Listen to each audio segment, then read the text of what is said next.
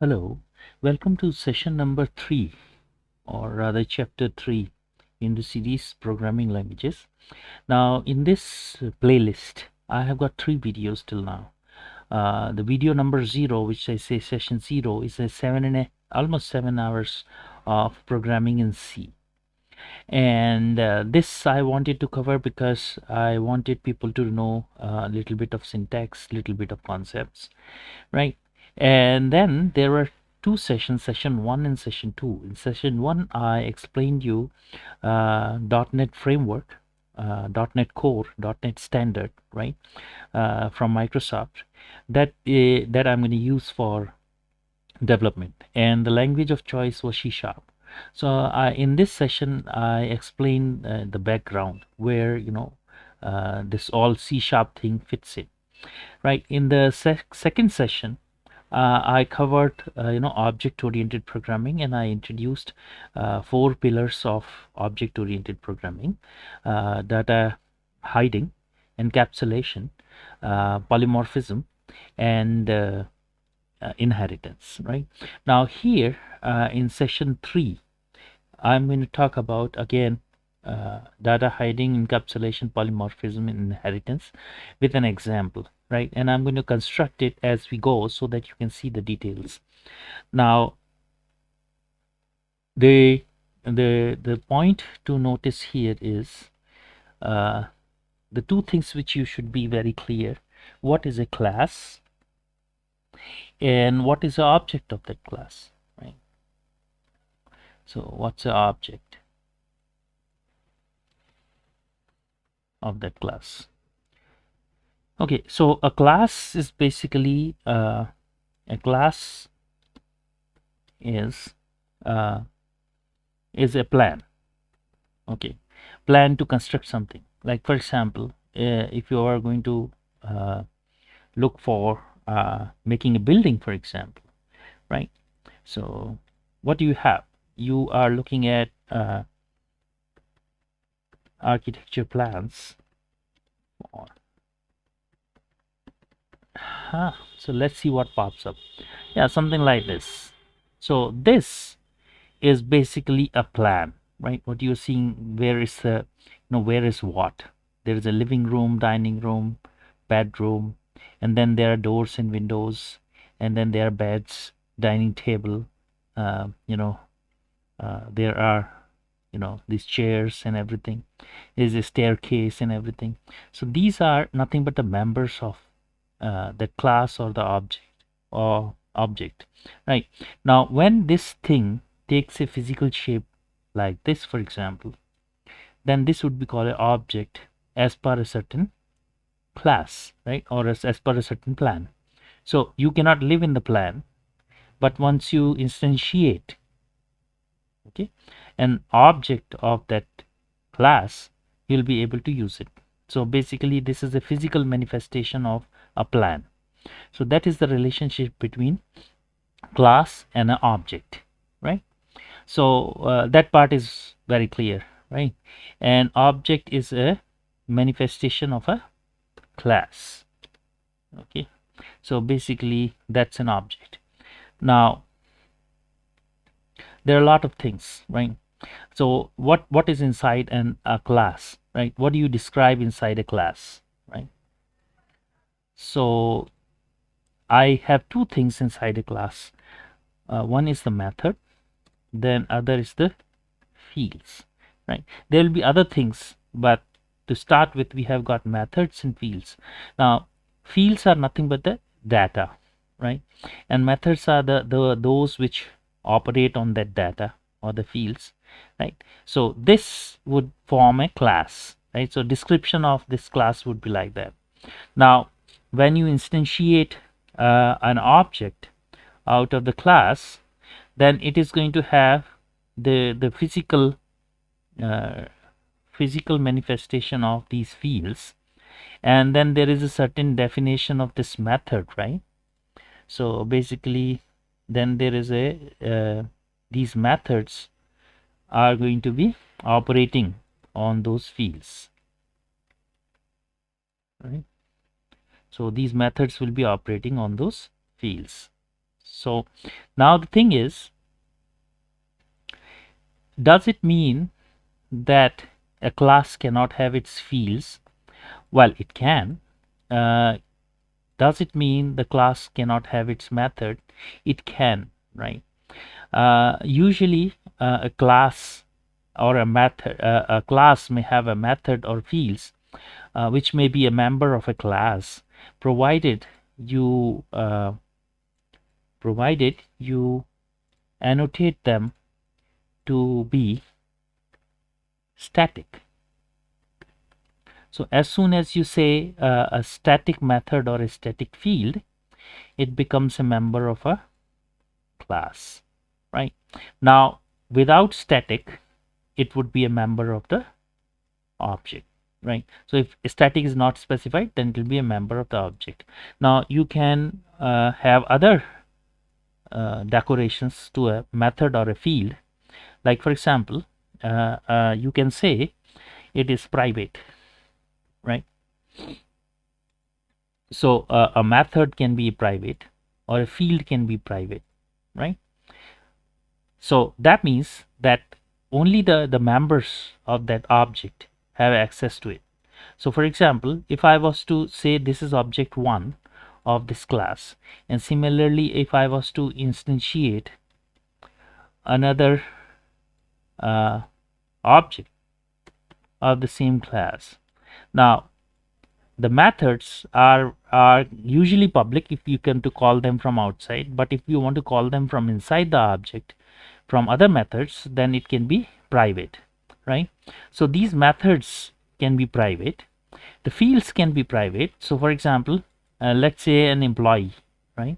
So let's say there is a class called a employee, and then there are various objects of that class. Like for example, there are two employees. One is Dave, the other guy is Mark, right? So these two objects have their own fields. Like for example, they have their own employee ID, they have their own they have their name, age, their designation, their salaries, their bonuses. So these are the fields. Now these fields are private, which means that only objects can be objects, the methods or members of that object can use that data. So it's basically a form of a data hiding, right? So basically that means is that I can hide data if it is private.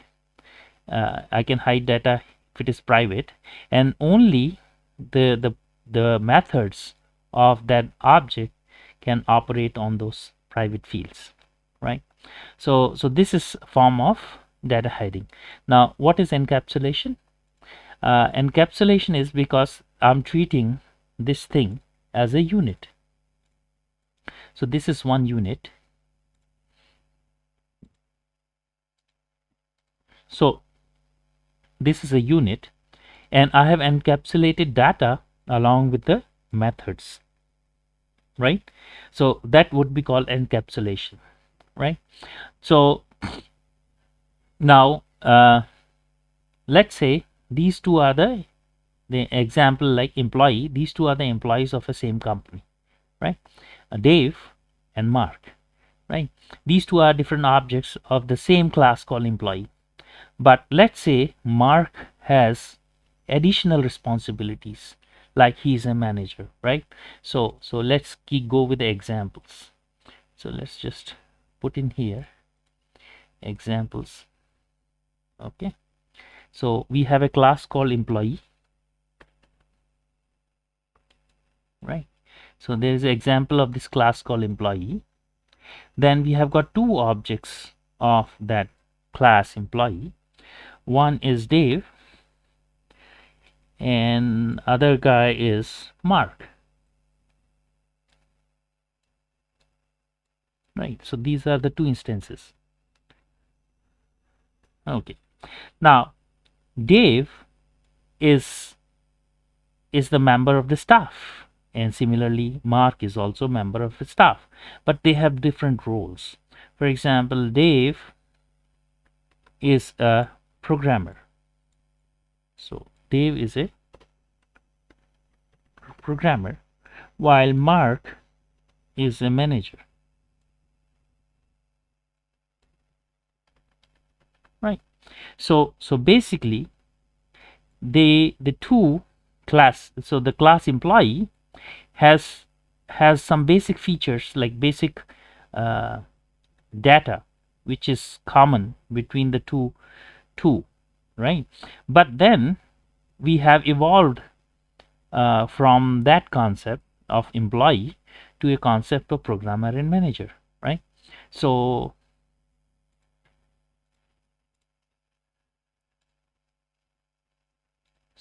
we have a class called employee, and then we have something which has the all the methods and the fields of an employee, plus then they have their own methods, right? So for example, so then I have evolved from employee class. I have evolved from employee class to a programmer class, right? And I have also evolved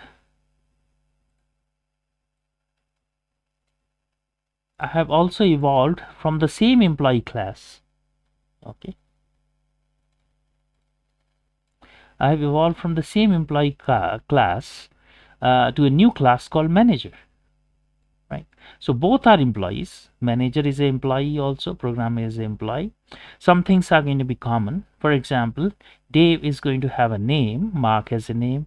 Dave has age, Mark has age. Dave has employee ID, Mark has employee ID. Dave gets a salary like a base salary, Mark also gets a base salary, but Mark has stock options, right? So there is an additional field which Mark has, which is called stock options. So a manager is getting stock options, but the programmer is not getting stock options, right? So that is something unique about the manager, right? So manager is basically inheriting from employee, and programmer is also inheriting from employee. Now these relationships can be a constitutional relationship. For example, something is a part of something, right? So that's basically a relationship. Or it can be a type, right? A type kind of a relationship also, like manager is a type of an employee, programmer is a type of an employee, right? Or we can say yeah, so there are different roles in which these classes can evolve to new classes. Okay, this is referred to as inheritance. So that will be called inheritance. So right, so now you understand what are objects, what are classes, and what are members of a class, what are members of an object. Then there are basically this ornament which is added to it. So whenever you say static, it becomes a class member. Whenever you say it is private, so let's put out these. Okay, so we have got private, then we have got public, then we have got private, public, and then we have got protected, right? And then we have got internal, right? Okay, so by the way, these are case sensitive and everything should be lowercase. Okay, so these are again giving some form of a qualification to fields and methods. Okay, and private means that the members of the object can only see them. Okay, public means that even for the other objects can see them, right? Other objects which belong to this class or maybe belong to another class, they can also see that, so they are public, right? Protected means that if there is a child, okay, so for example, manager has evolved from employee. Now I want to share some information or some fields with the manager. which is a child of the class employee, right? So if there is a parent-child relationship here, then protected means that a protected field in employee will be accessible only to its child or children. It will not be accessible to any other objects of other classes, right? They are strictly available to the children of that class. So that will be called protected. And internal basically refers to assembly, right? So in session 1 I have talked about what's assembly. So basically a class is internal to an assembly, so the other assemblies cannot access that class, right? So that would be called internal. So these four are used with uh, objects members, and then static is used with the class members. So static method or static field. Now if the field if the method is static, it can only consume static fields, right? Because it can only see static fields unless so for example, if the field belong to an object, a class method which is static cannot use the field which is belonging to an object, because it is not instantiated yet, right?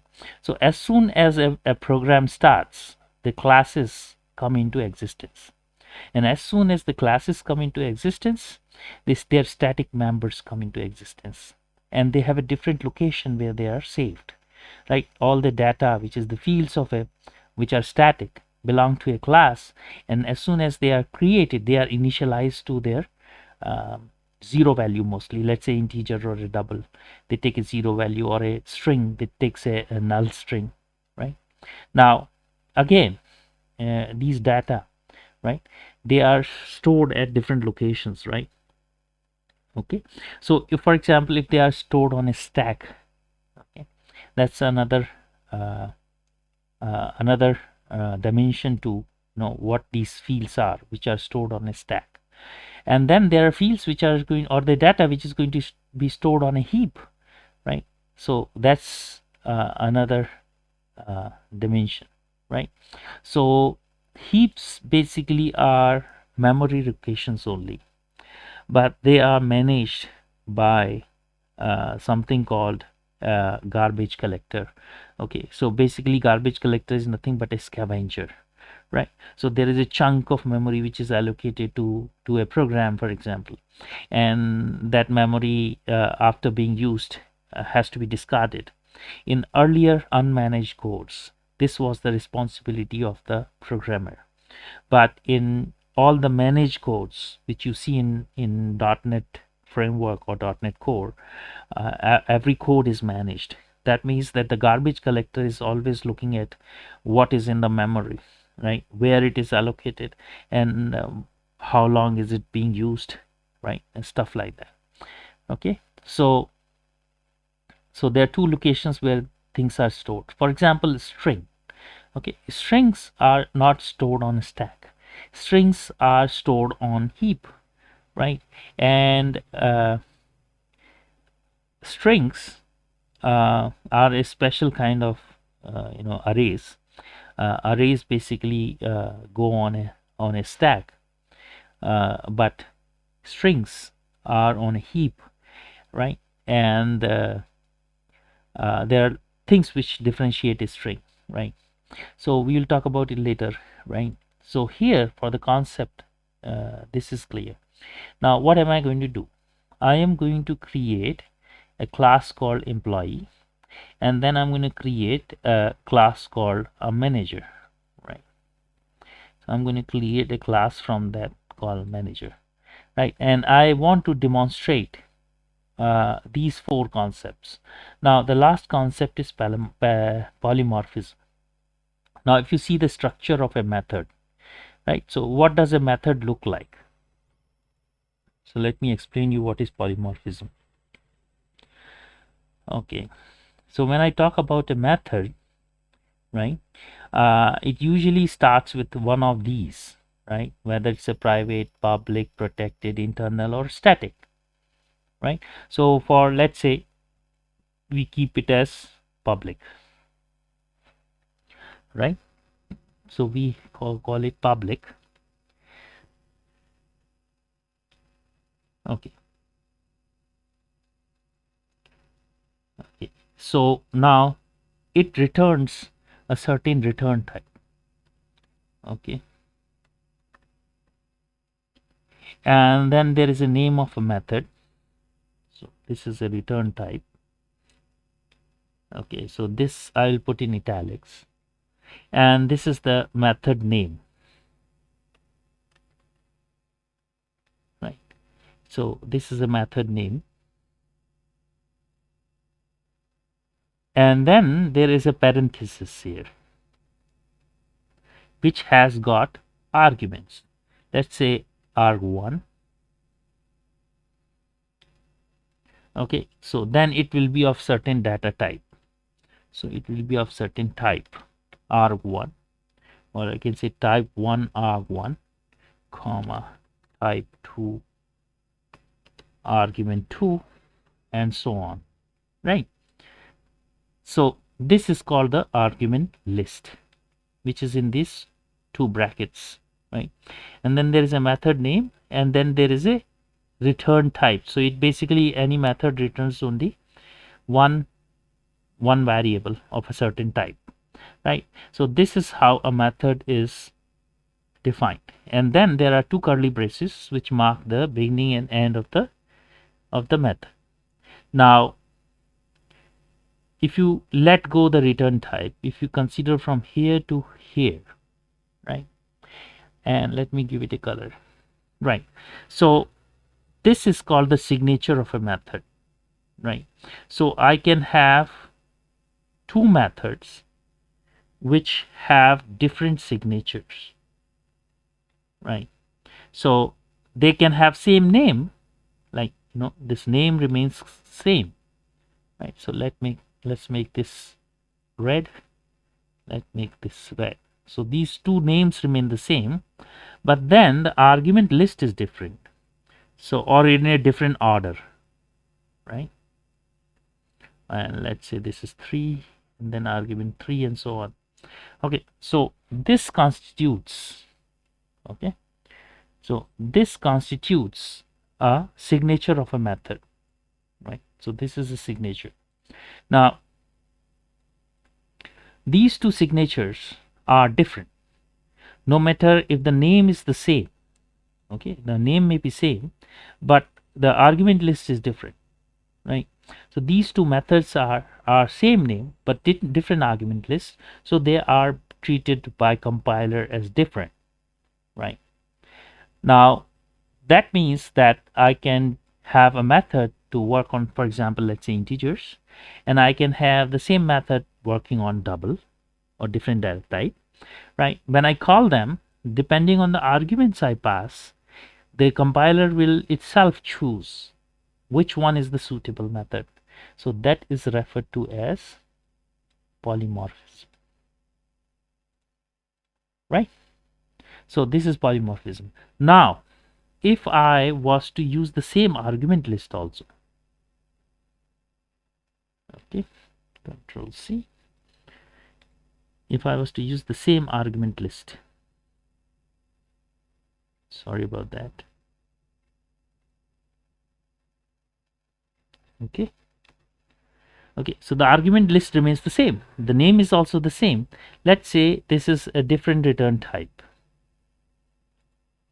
Okay, will this work? Answer is no, because the two methods are supposed to differ in their signature, and the signature basically is only this part, not the return type. Or if I was to make this private also, it will not qualify as a candidate for polymorphism, right? They have to differ in this signature, right? So that's basically polymorphism, right? And an object would have its members, right? Fields are the member, methods are members, but then there are two more important members, okay, which I will demonstrate here. One is called a constructor. Okay, A constructor basically constructs an object of a class, right? So for example, if I have a class called employee and I want to construct Dave, right? So what would I say? I would say employee. So I will type like this. I'll say employee Dave. So let's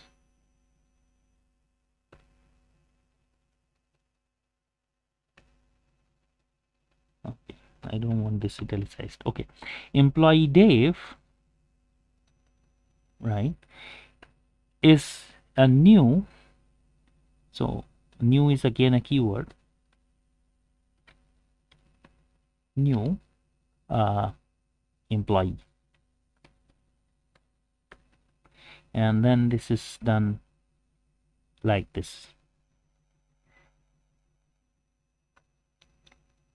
Okay, so this statement just shows that I have instantiated Dave as an object of employee, and I have called its constructor, which happens to be a method with the same name called employee. So when I say new employee, I have basically constructed an object of that method, right? So everything in .NET is a object. So for example, if I was to say int a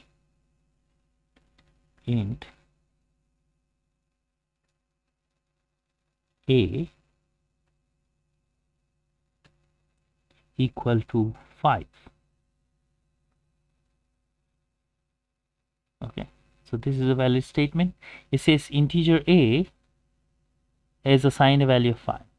Now a is the object of a class called int, right? And to be very clear, if it is a 4 byte, you can call it int32. If it is 8 byte, which will be long int, which will be int64, right? Or it can be int16, which means it's a short int. So I could have said int16 a equal to 5, or I could have said short a equal to 5. I could have said long int, which will be in this case 64, okay, a equal to 5, or you could have said int 64 a equal to 5. So what is that int 64? Int 64 is the class, and a is the object of that class, right? And there are other members to this class. For example, let's say I call a string, okay, and I say string a equal to give it a name, let's say Dave, right? So this is inside the code, double quotes. So this Dave is assigned to a object a, okay. So this is a string, okay. So string is a class, and a is the object of that class called string, right? And then it would also have the methods. So for example, if I was to put here a number, let's say if I was to put here a number, let's say 24. Now this is different from if I say int and then I say b is equal to 24. Int b, sorry, int b equal to 24, right? Now both are not same because b is an integer and a is a string. Now if I was to do any manipulation on this string with, I cannot say int, so again sorry, I cannot say int c is equal to a plus b. I cannot do this because the types do not match. A is a string and I'm trying to add string to a b which is an integer, right? So in that case there are other methods of the string class. So I can say int 32, or capital I think, int 32 dot, so this means that this is a method, okay, parse, and then I can say pass a to it. Okay, so what does it do? It takes a, which is a string, and converts it into a integer, which is a 32-bit integer, right? And then it adds b to that. Okay, so whenever you convert the type of a data to another type, that is called casting, right? And we are there is a method called parse which belongs to the class, so this must be a static method, right? Because it belongs to a class in 32. So that parses the contents of the string a into a number before it is added to b. So why did I show this? I showed this because all the IO input output is in the form of strings. Even when you enter numbers, it will be in the form of string, and if before you use that, you have to cast it to an integer, right? So I hope you understand that. Now when you were to print a number, right, then you do not have to do this conversion from integer to string. It is basically it is implicit conversion. But when you come from string to integer, it has to be explicitly done using a parse statement, right? Now the question is whether a string is parsable or not. Then there will be a certain verification or validation you have to do on the string before even you apply the parse. So these details we will see later on. So let's go to our practical stuff. Let's see if I'm recording. I'm recording. So practical stuff is I have Visual Studio here. I'm going to create a new project which is a console application. I'm going to give it name lesson 3, right? And I'm going to say next, and I'm going to say do not use top level statements, because you know what has happened is that in the code they have started hiding that portion. So it says do not use top level statements. Just say create. So it's going to create some kind of a template, right?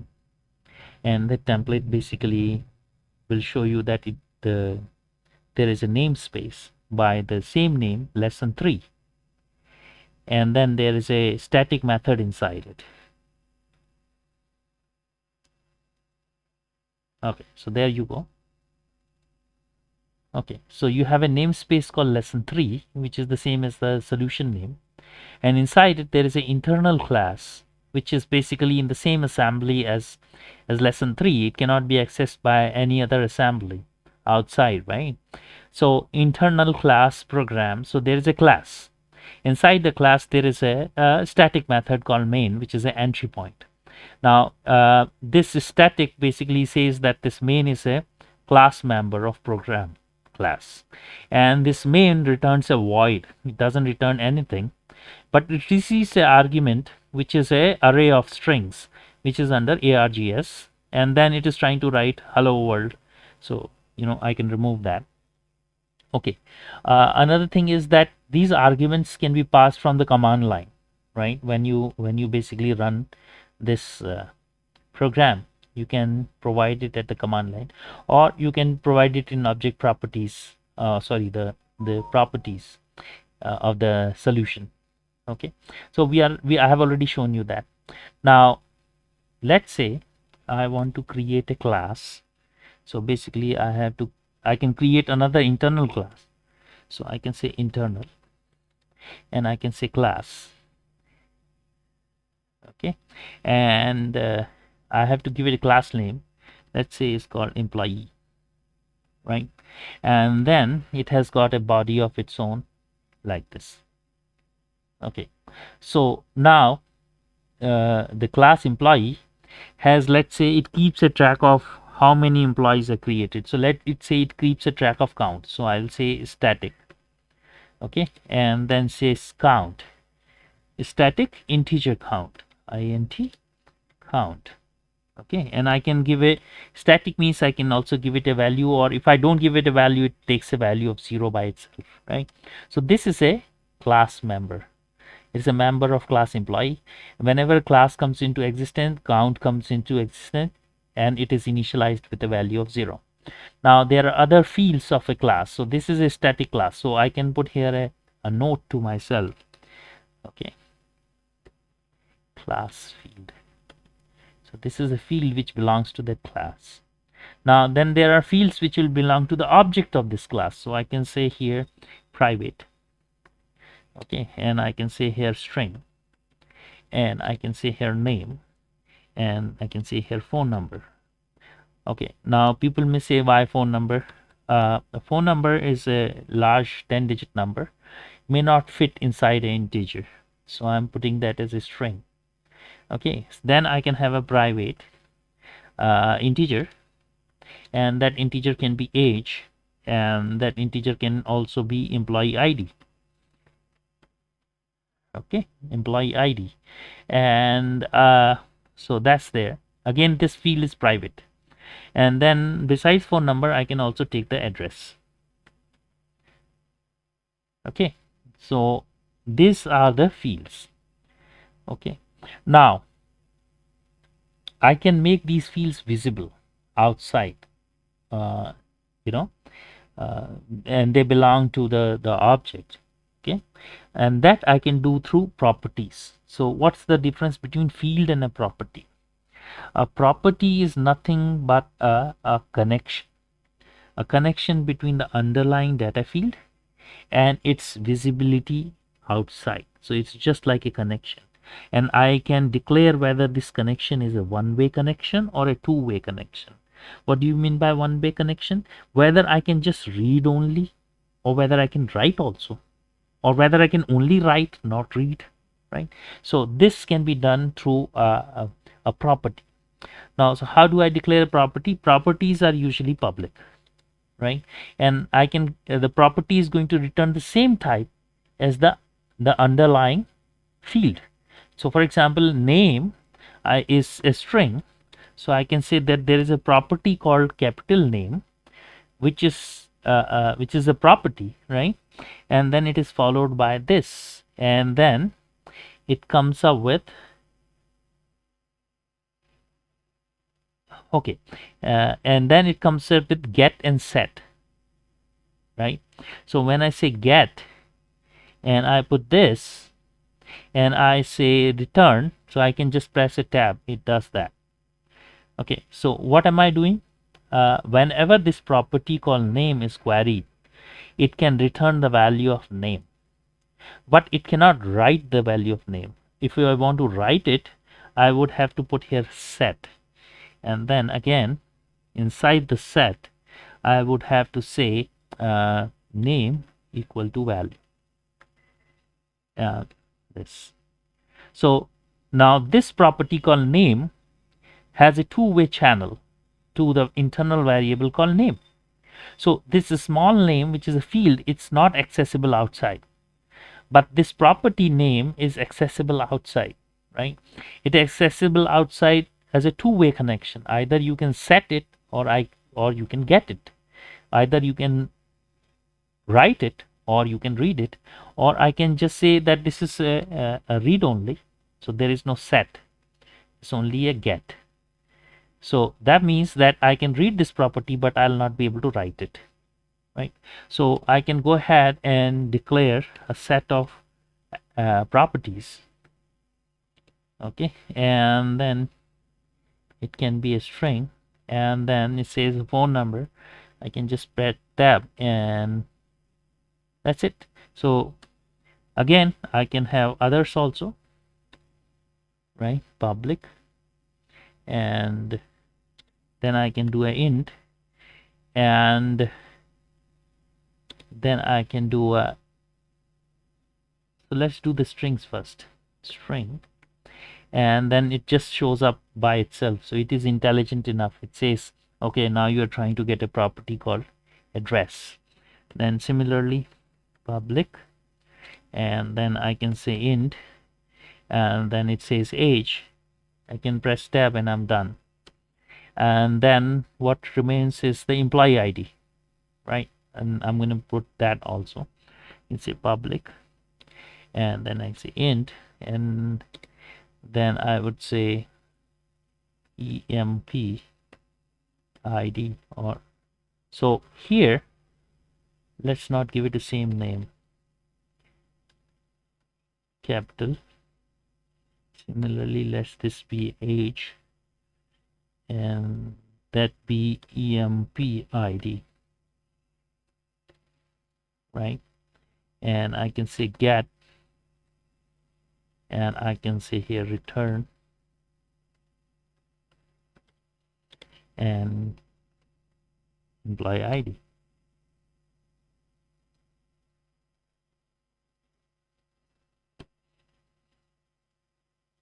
Okay, so what is all this? Okay, so this is a property. It's a read-only property. It's not a field. The field is the variables which save the value.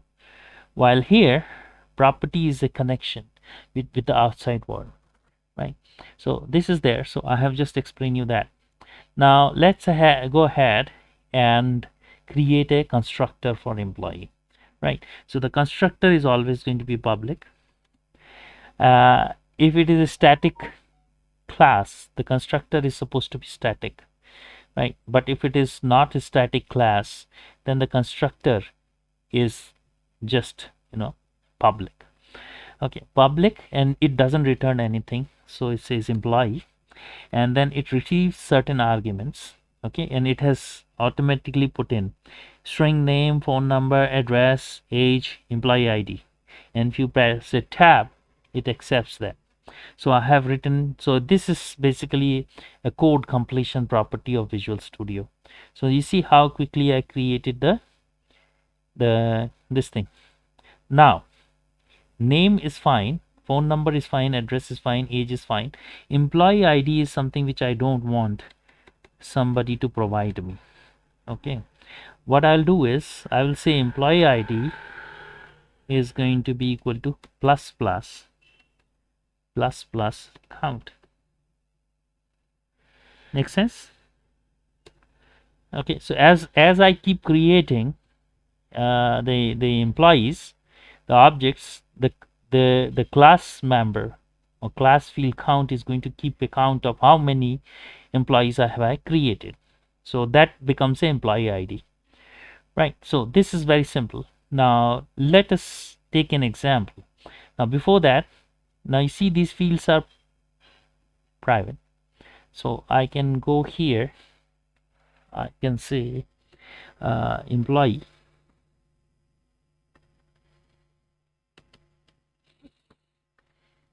okay, and I can call this employee as emp1,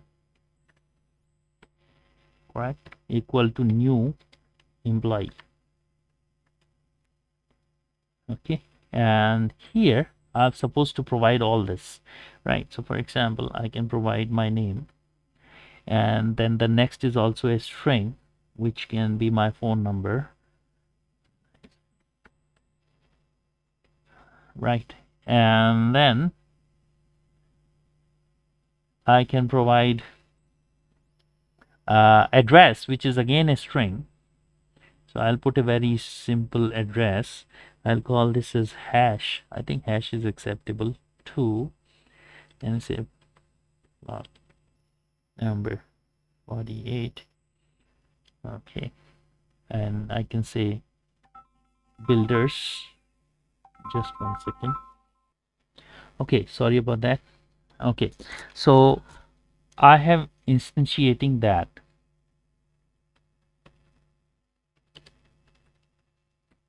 Okay, so that's my address, and apart from that, it wants to know my age. Let's say my age is this, and after that I complete the statement like this. So I have instantiated an object emp1 of the class employee. That's what I have done. Now let's say if I want to print the name, right? So I can say console.writeline,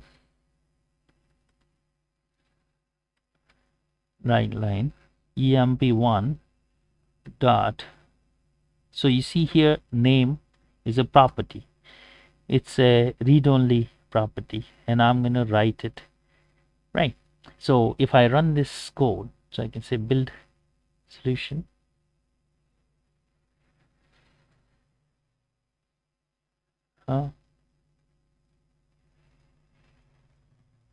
What happened? Okay, so this is built, and then I go to debug, start without debugging.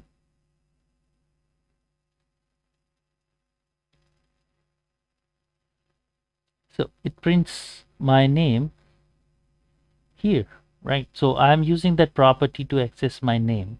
My name is a uh, private property. It's a private field, but the property name, capital name, gives access to that, right? So now if I try to do something else, like for example, if I say emp1 dot age, okay, capital H equal to, let's say 36. Okay, so now you see that there's a red line which says that this cannot be assigned. This is a read only. This is because I have a get here. If I was to put here a set, for example, set like this, and I would say age, or this dot age, I'll tell you what is this dot age. Okay, sorry about that. Okay, this dot age is equal to value. Okay, so now I'll be able to write this. So this is acceptable now, but then this is against my rule, right? So for example, I have my data and anybody can come and rewrite my data. So this is not safe, right? So for example, in Python, everything is public, so anybody can go ahead and change the values, while in here this field is a private, and then I can control whether somebody can access it or is not allowed to access it. So if I remove set, it becomes a read-only property, and then this is an error. So you understand what is data hiding.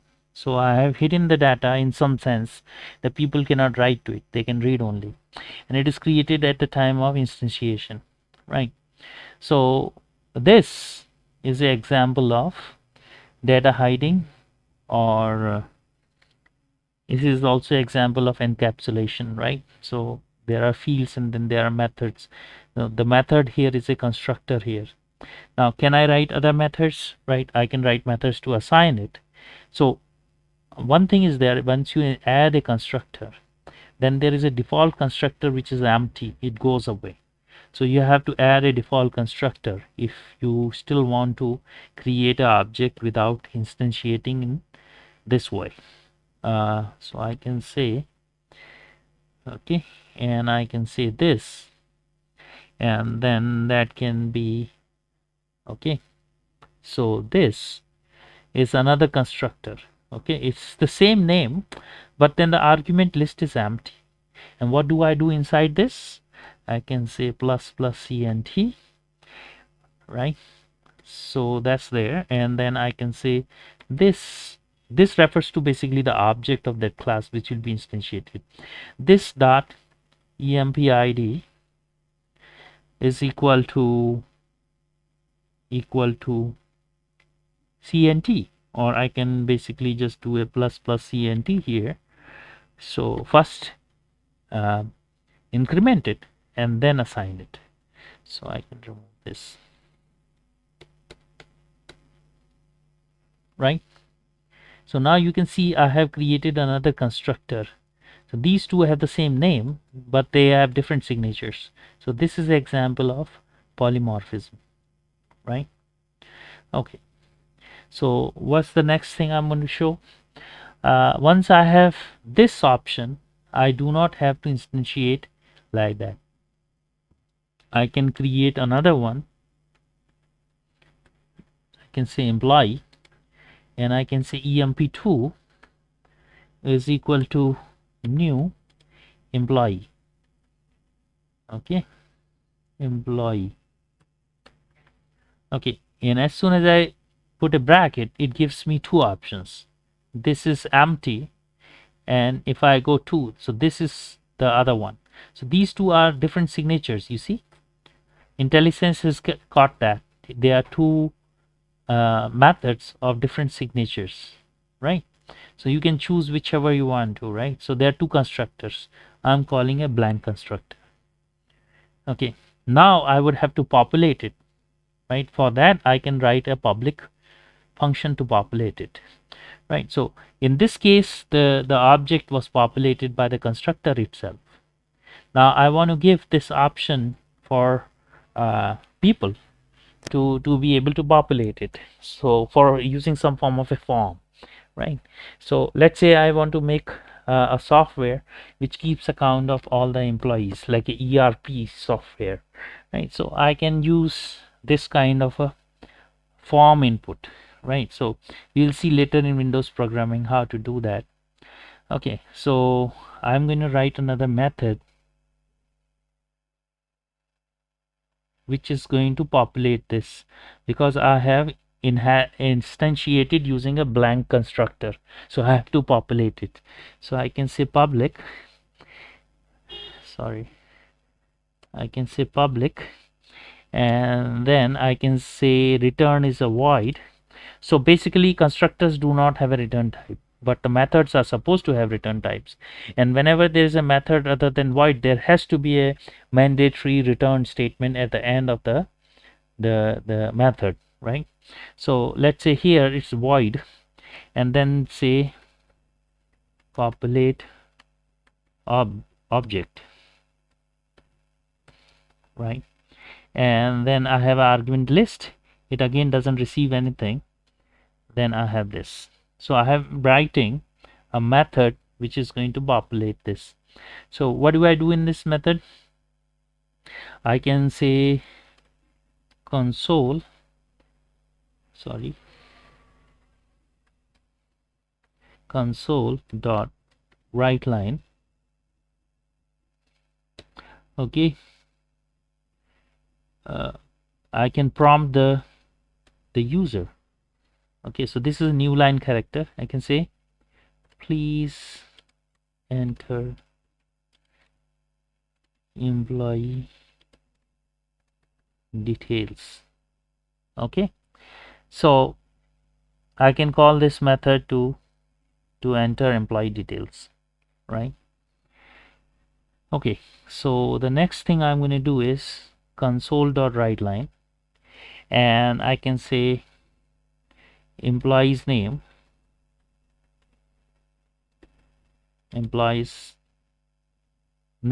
right?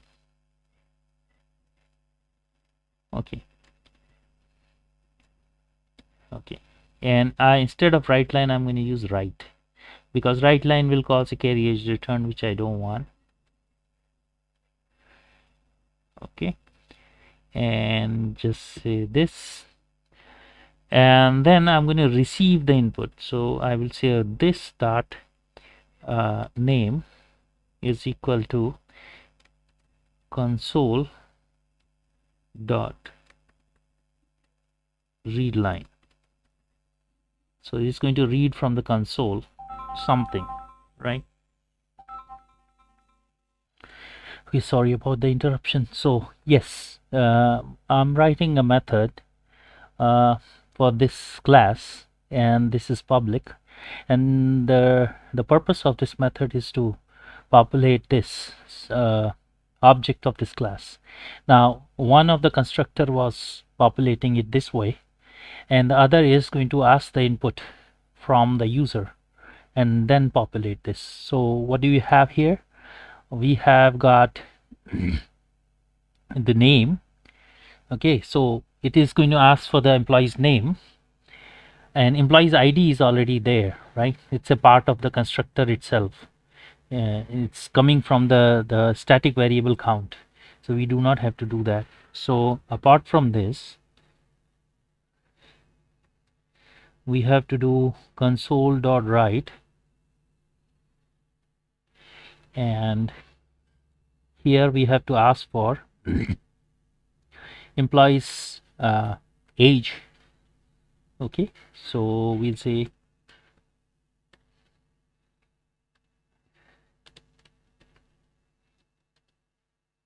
right, and so that's what I'm going to ask, and then this dot age. So this basically refers to the object. This dot age is equal to, okay, age is a integer, right? Console dot read line. Okay, so now this is a string, and the string is being assigned to a integer, which is not going to work. So in this case I will do int32 dot parse,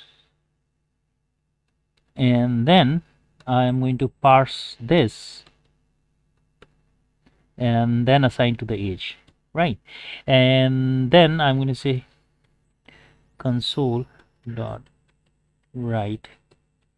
Then after age I want to know the phone number, right? So in this case I would say employees phone number, and then I'm going to read that this dot phone. So this is a property and this is a field. So phone number is equal to console dot read line,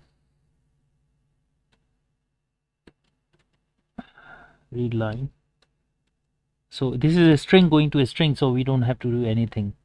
And then lastly I have to read console dot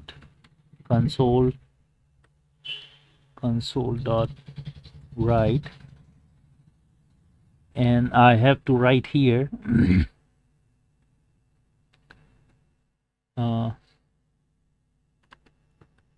employees address,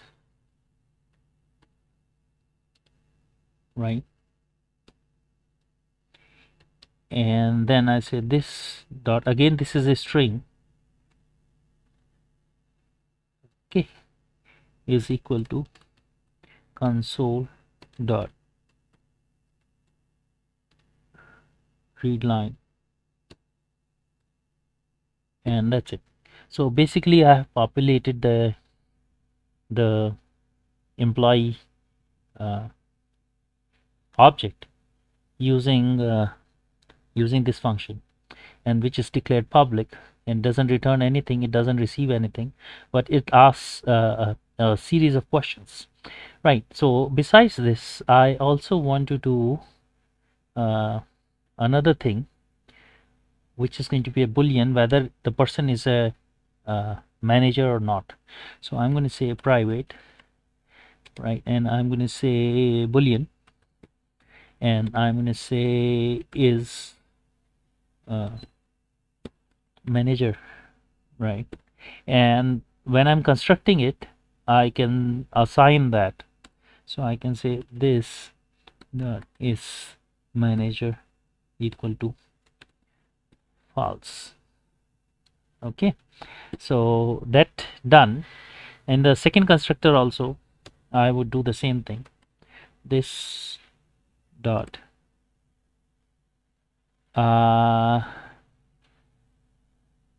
let me see,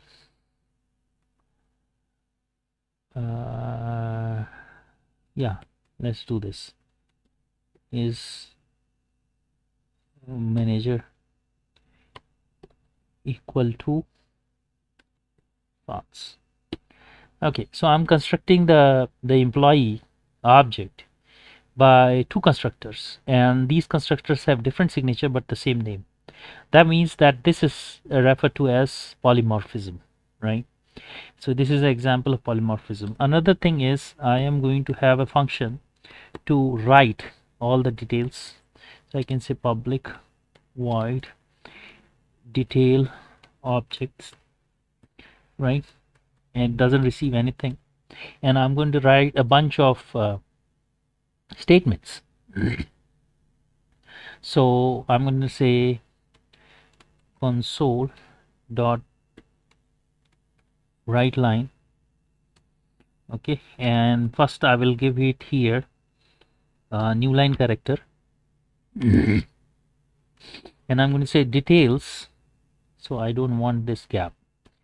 Details of whatever employee, right? So basically I can say employee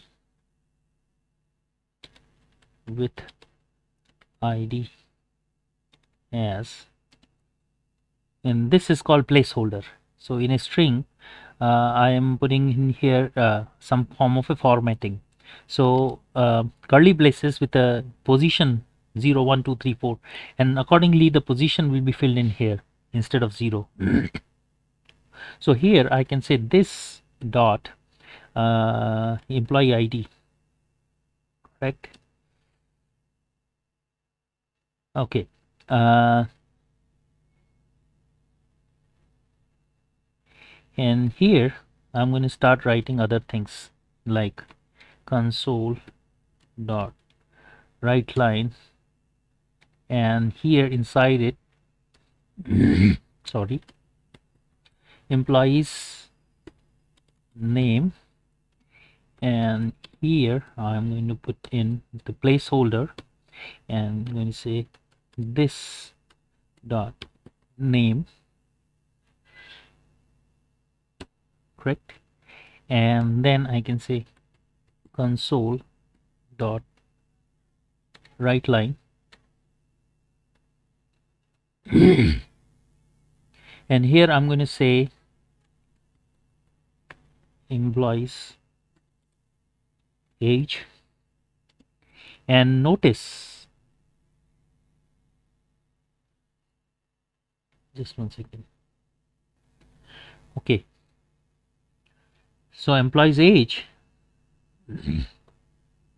again a placeholder followed by this dot age. Note that I do not have to convert it to a string, but if you want, there is a method which says to string, and that's going to do the integer to string conversion. Console dot write line, okay, and here employees name, age, and what else is there? Phone number, and again a placeholder, comma, this, sorry, comma, this dot phone number, correct?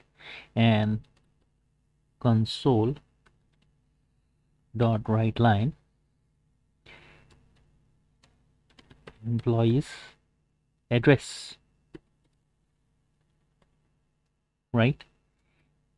And again a placeholder followed by this dot address,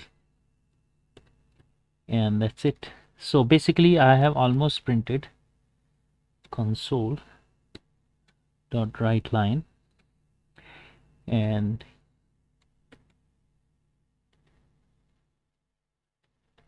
employee is a manager, and again a placeholder, and say this dot is manager. That's it. So this function is going to populate all the fields, while this function is going to display all the details. So let's save this, build this, and then I go ahead and run without debugging. Okay, so in here I haven't done anything, right? So you see here I haven't done anything in the main, right? So what I'll do is, first of all, I'm going to call emp1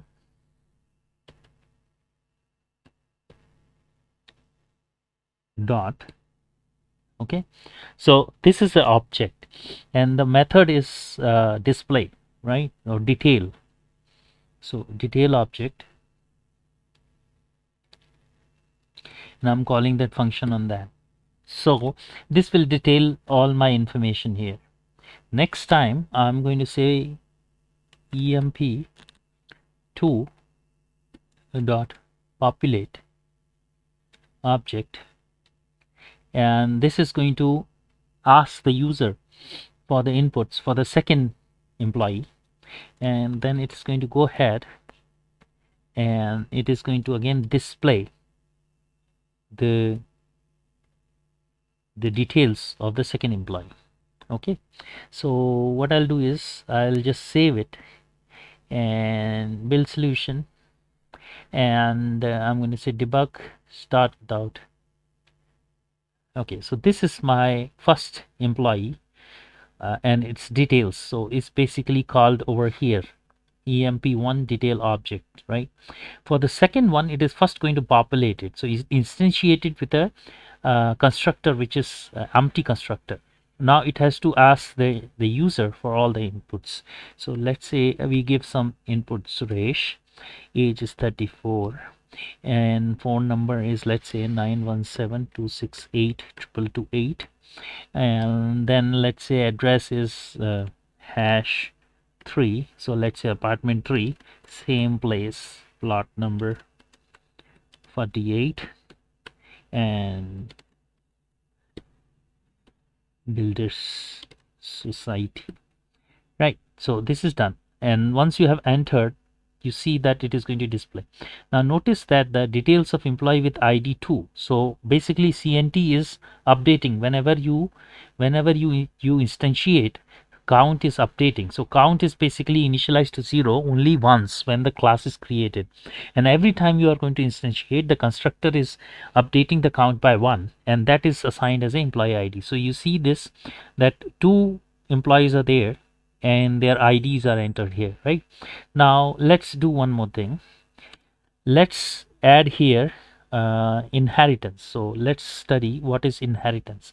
So let's say we are going to do a manager, and the manager has an additional field for what you call stock options or percentage stock options, right? So that's the additional field the manager is going to have, and the manager has a boolean which shows that this is a manager, right? So let's see if I was to extend this class through inheritance, what is going to happen. So what I'm going to do is I'm going to collapse this, right? And here I'm going to write a new class which is an extended class which is also internal,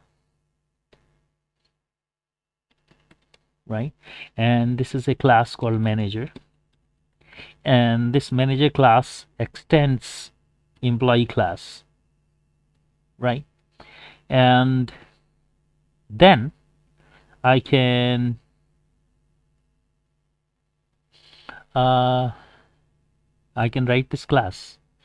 Okay, so in this class what I'm going to do is I'm going to add a field private, and this is going to be an integer, and say stock options, right? And then I'm going to declare a property, right, which is going to be a public, and this is going to be it is going to return an integer, and this is going to be a stock. Okay, and this is going to be having a get only. So this is something which people cannot change, right? So I'm going to implement only get, right? And this is what it is going to do. So you cannot set it, but you can read it like in the previous class. Manager is extending this employee with an additional feature called stock options. Okay, now I am going to do a constructor for this. The constructor by itself is public, and it's the same name, so it is going to be manager, and then this is a function, so it has an argument list. Now the argument list is going to be same as the argument list over here, right? So let's look for its constructor. So this is the argument list. So this argument list is, these variables are repeated here. Okay, so I can just do a paste. They are repeated here, Then I am going to do a integer, and I'm going to do stock options, right? And then I have to chain it. So whatever I have received, okay, name, phone number, address, and age, this has to be passed on to the base class, which is an employee. So I can call it as base, and I can define its constructor, right? And its constructor is going to receive the entire this. So this is what you are going to pass. Okay, so I have passed this to the base.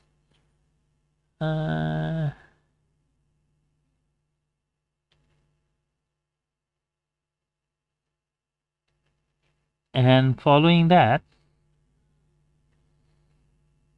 so let's see what happened here. Base. Okay.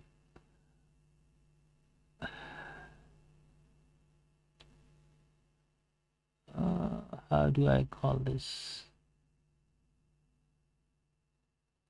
8 arguments. Argument mismatch. Name, phone number, address, and age. Let's see what has happened here.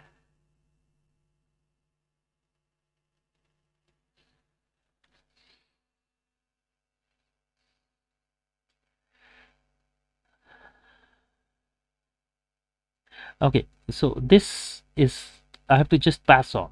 So again, I don't have to declare this. I have just received something and I'm just passing it on. That's why it's complaining. Okay, so now this is done, and inside the body I'm going to say this dot stock options, okay, is equal to whatever is passed to it as a stock. Okay, so now look at this. The first constructor of employee, which is referred by base here, receives this 4 inputs, and these 4 inputs are received from the constructor of the manager class, right, plus the stock, and the stock is basically assigned here. So this is called chaining, right? Now this is half the work done, right? Let's say if I want to use the second constructor, right, so I need another polymorphic form of manager, right? And this manager doesn't receive anything. Okay, so it doesn't receive anything, and then it passes on to base, where it doesn't send anything, right? So this will be for the second constructor. Okay, so this chaining basically is not there. What we have to do is we have to call the base function. Okay, so the base function, I have to call the populate thing, populate object. I have to call this function, and this will call, in turn, call this function over here to ask these inputs from the user, right? And what additional you have to get, okay, that would be over here. Okay, so that I'll adjust here. So let me just copy one of them. Let's say the age, because it's an integer, right?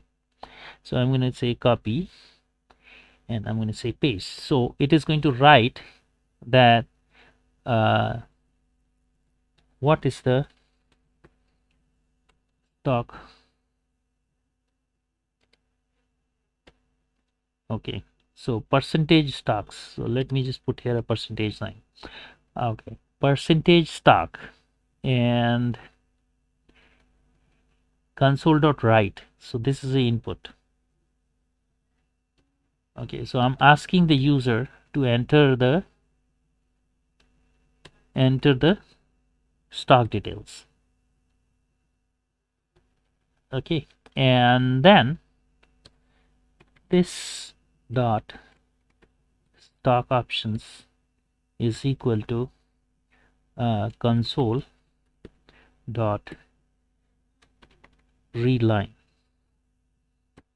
Okay, and this is going to ask the user. So now the problem here, okay, again the problem is you have to cast it out, because stock options is a actually it should not be an integer, it should be a double. So let's make this one a double, and also this will return a double.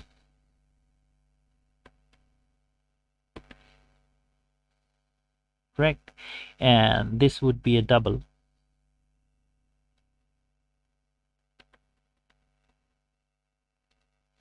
Right, so this is the assignment. Okay, so in this case it will be called double dot parse. Okay, so that will be assigned, and other than that you have to have that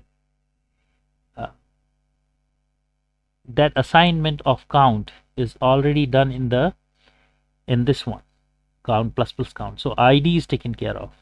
Now this dot is manager becomes false, right? Now here if I was to reassign that, I would have to make this one as protected, so that now it is visible to the child now. So in this case the child is the manager, so I can say this dot is manager equal to true. So this way I am calling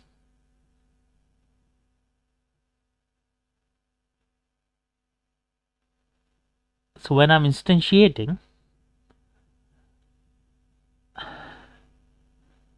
so this is at a wrong location actually.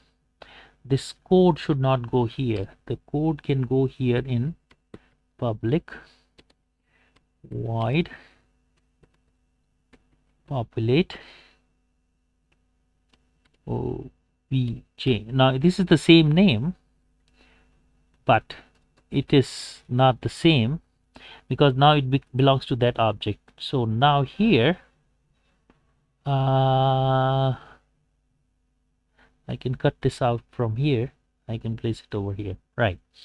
So this is an empty constructor, and populate object is called on manager, and this is going to happen, right? So you can do this way also. And then as far as the other one, which is the display, you can also name it the same, because now it belongs to a different class or different objects of different class, so you can have the same name.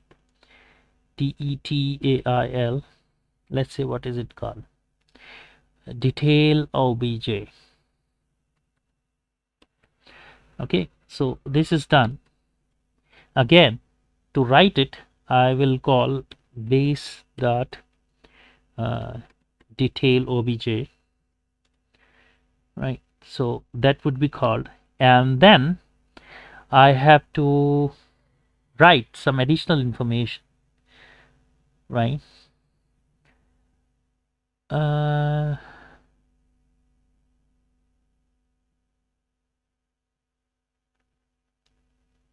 Okay, so that additional information will be console dot writeline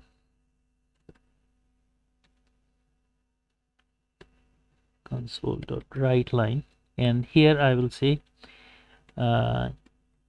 employees percentage stock options, and here a placeholder and comma this dot stock options, right? And this is a double, I can do to string if I want. Done. and after that I have to just put this. So now notice that these two are the objects of the class manager. So these are the two methods in that. So though they have the same name, but still they belong to a different object. So there is no conflict about this. Okay, so let's just save this, and let's over here declare employee 3. Employee 3. So I would just say manager man1 equal to new manager. Now here I have got two options in here. One is this one, same as the employee. I provide all the fields over here.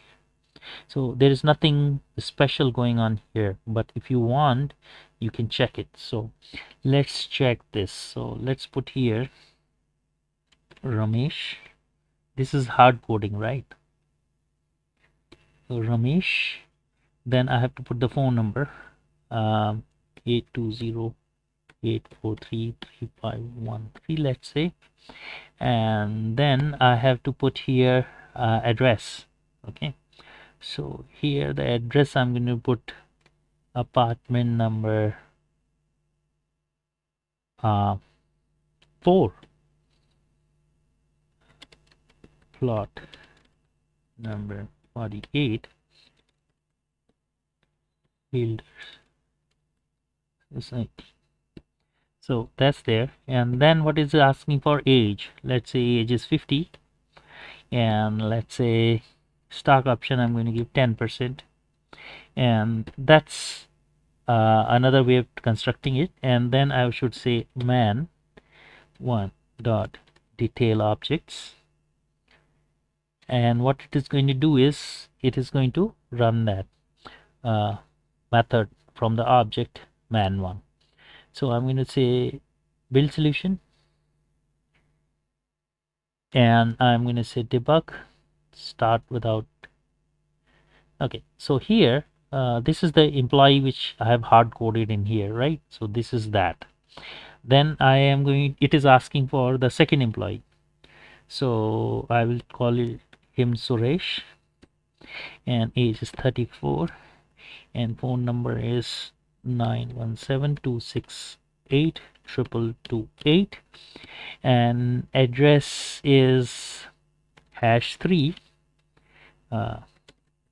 plot number 48, site, right? And when I say enter, so notice that this is ID 2, it's Suresh, and this is there. Now this one is hard coded. It says detail of employee ID 3, which is over here, while this one, while construction, it didn't overwrite this. Employee is a manager. So basically this has to turn true, right? So let's see what will do that. So in this case, let's look at the chaining. Okay, so the chaining was done here, and at this place I should say this dot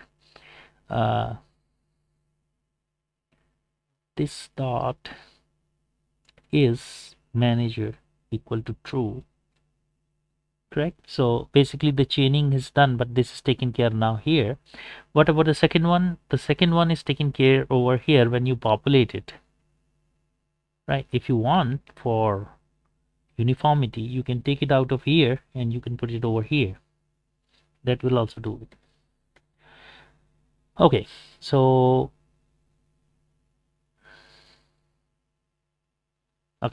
let's do this again. Build solution and debug start without debug.